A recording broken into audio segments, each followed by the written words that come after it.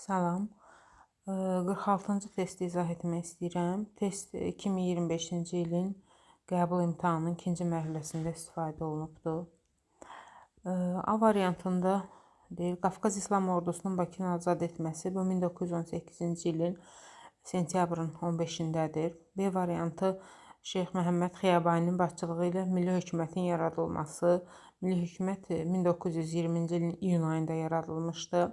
C variantı Sovet Rusiyasının Almaniya ilə Brest-Litovsk sülh müqaviləsinin imzalanması. Bu 1918-ci ilin mart ayının 3-dədir.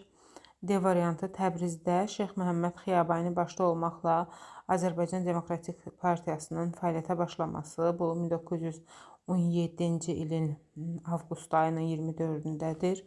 E variantı Urmi bəlası adlandırılan soyqırım hadisəsinin törədilməsi. Bu isə 1918-ci ilin mart ayındadır.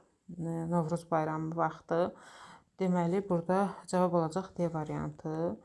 Şeyx Məhəmməd Xiyabani başda olmaqla Azərbaycan Demokratik Partiyası 1917-ci ildədir. Bütün hadisələrdən qabaqdır.